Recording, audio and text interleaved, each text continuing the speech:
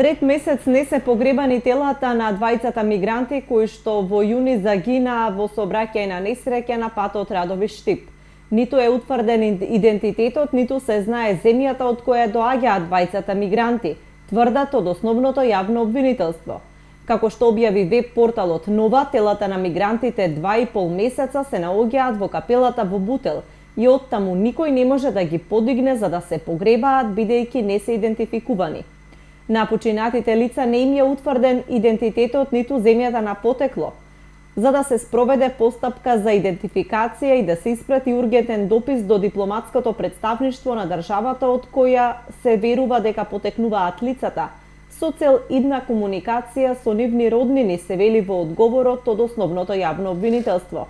Оттаму потенцираат дека на тамошната постапка во врска со погребот на починатите, доколку се јават роднини, ќе биде договорена и реализирана согласно желбите на роднините.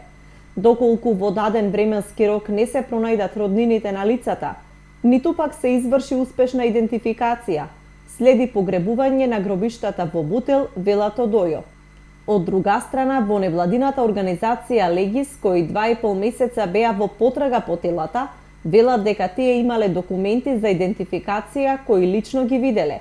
И од МВР за Нова потврдиле дека е познат идентитетот на двајцата загинати, кои животот го загубија кога товарно возило и веко со скопски регистарски ознаки, во кое се превезувале мигранти, излетало од коловозот и удрило во заштитна метална ограда од мост. Во несреќата на местото на настанот од страна на мртво проверител од здравствена установа Радовиш, констатирана е смрт на две лица и тоа САР од Бангладеш, чиј идентитет е утврден по пронајдена лична карта, и друго лице СА, име кое е утврдено покажување на еден од мигрантите, кој не бил брат на починатиот.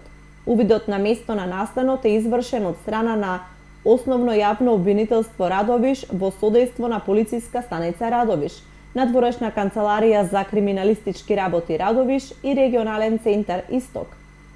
Сообраќајната несреќа во која загинаа двајцата мигранти, едниот од Пакистан, а другиот од Шри-Ланка, се случи на 25 јуни годинава. Во несреќата беа повредени уште 17 мигранти, а возачот избега.